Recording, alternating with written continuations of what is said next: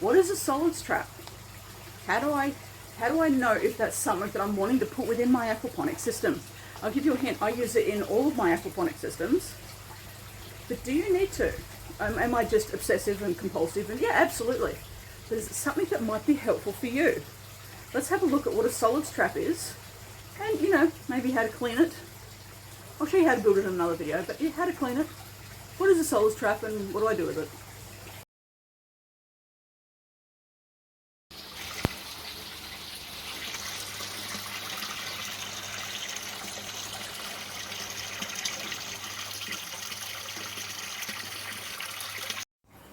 Check out the description to find some more information about aquaponics and how you can move forward and get this happening. So how do we make sure that we're not getting any solid waste going into our grow bed from our fish tank? So this is my fish tank over here, and that's my overflow. And I actually have my overflow going into my grow bed. So how I set mine up is a bit different because I've got small space. But it doesn't matter where your system is built and how it is, you can still have the possibility of getting small solid waste coming into your system, into your grow bed, clogging it up, making it go smelly and making it turn anaerobic, so removing the oxygen and therefore killing everything. A small little solids trap can do that. So this is just a 100 ml pipe that I don't need the bottom on, but it was glued on anyway. I've drilled holes everywhere. I've got a piece of pantyhose. I know, I had to actually go and buy them because I don't use them. I think second-hand shops, I love them. And we're going to see if we can get the camera around. But what I've got here, I've got a guard just to stop any of the excess clay from getting in. So by sliding that, excuse me, my hand, you can now see that all of any waste and any excess food will go straight into here. I've got my big filter that collects most of it, but this just collects any of those extra little fine particles.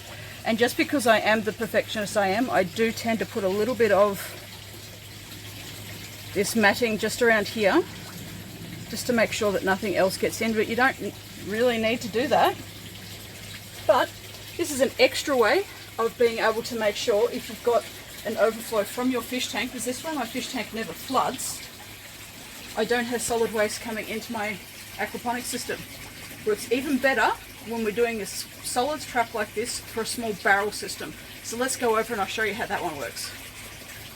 Alrighty, so with your little barrel system, if you don't want to have your pail up here, and I've literally got this here just to catch all of the solid waste. So this is the mechanical filter. It makes just life easier. Also, I can adjust the valves on either side if I'm wanting to do anything. For me, that's how I like to work and do stuff.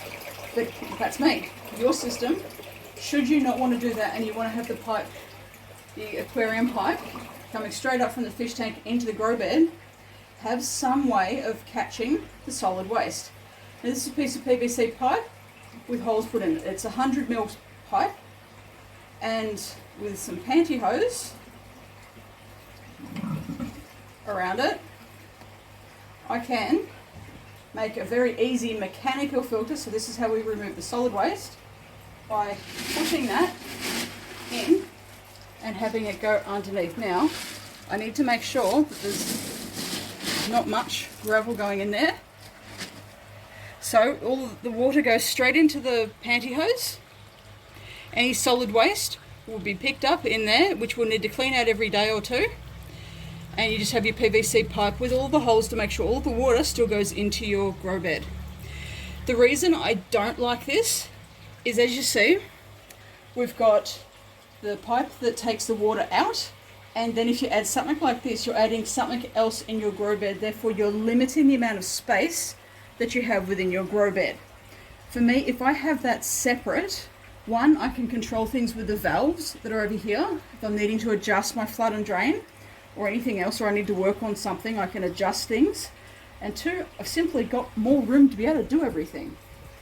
But that's me. If you don't want to have something like that, you can simply have your water coming up from the fish tank into some type of solid trap like this. And that is as hard as it has to be. You can do it easy or hard. I'm actually about to change this now. I'm going to remove the pail and put something else there, very similar, but this is not UV stable, so within a few months that will start cracking and causing trouble. So I've got an alternative that I will be popping up there, but this was simple for people to understand mechanical filtration, why it's needed and how it works. And now I'm going to have a simpler one and a smaller one sitting there instead. But you can bypass that completely and have the pipe coming straight up from your fish tank and into a couple of little solid traps like these. How cool is that? So this is my solid trap. I keep this in my grow bed, and my overflow from my fish tank goes into here, and I'll be able to show you that video in a sec. But this is to make sure that I don't get any solid waste coming in to my grow bed. Yucky. Worms. The worm can go in the garden. But every few days I give that a rinse. It's just a pantyhose. I give that a rinse just in my normal tap water and clean it off. Before I put it back into the aquaponic system, I then dunk it and give it another wash in water that has been dechlorinated. So I don't have to worry about any chlorine getting into it and killing my bacteria. But this is what helps to stop any of that excess fine filter stuff, fine waste crap getting into my grow bed. It's keeping it nice and clean. So it's as simple as, it only takes a few seconds when you're not explaining to someone.